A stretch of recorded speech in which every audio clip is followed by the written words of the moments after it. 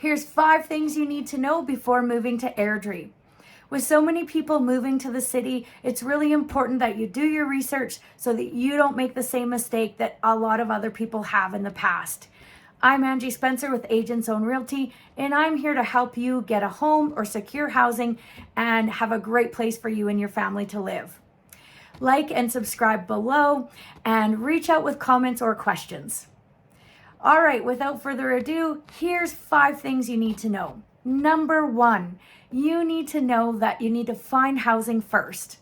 So this summer I was hosting an open house and a gentleman came in from Ontario and he was telling me that he didn't get a hotel room before he came. He thought he could get off the plane and kind of figure out where he wanted to secure his hotel room, what part of Airdrie, and it ended up that he didn't get a hotel room. It was a long weekend and he had to sleep in the car for the first night.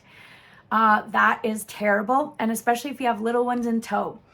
We are really short on housing, houses to buy, houses to rent, and Airbnbs or hotels.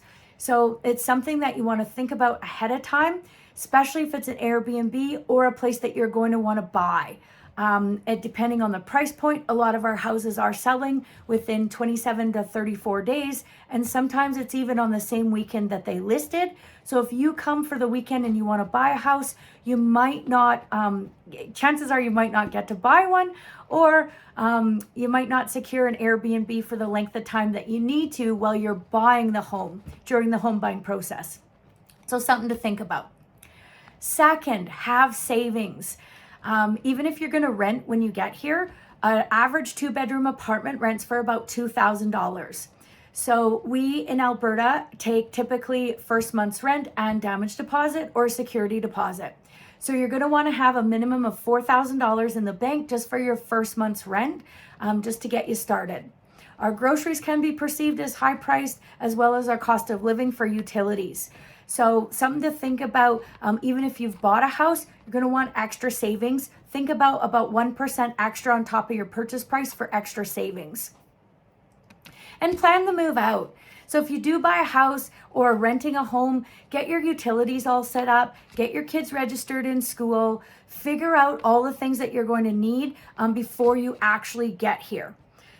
Sometimes your goods won't arrive if you're shipping them.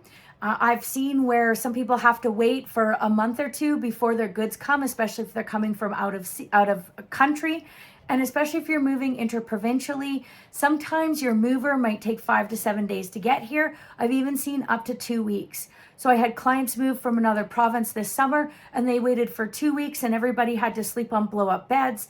They weren't accounting for that. And so they ended up having to go and buy a whole bunch of extra things to set up their kitchen and get clothes for the kids because their things were on a container coming across the country. Another thing is do your research. So learn about the communities, learn what Airdrie has to offer, learn about what resources we have. Airdrie doesn't have a major hospital. Airdrie doesn't have a lot of doctors. All of Alberta is short on that. So you're going to want to plan out medical, especially if you have special needs that way.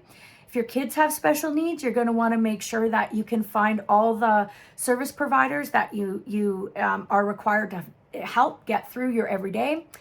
You're going to also want to find out transportation. Do your research about that because Airdrie doesn't have a ton of transportation. So you're going to probably need a car or 2 cars per household to get around.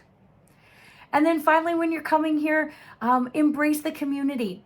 Airdrie is small. It does feel like a small town. There's only 75,000 people, and for the longest time, it didn't have a ton of growth. It's always been slowly growing, but in the last couple of years, it's grown exponentially by 30%. So this is something that you're going to have to figure out about the community, where your services are, all the kind of things that you need, all your creature comforts and where they're located. We don't have a ton of shopping either. So if you want big strip malls and things like that, big shopping malls, you're going to want to have to go to Calgary to get that. And what does that look like? Costco is about a 15-minute trip away.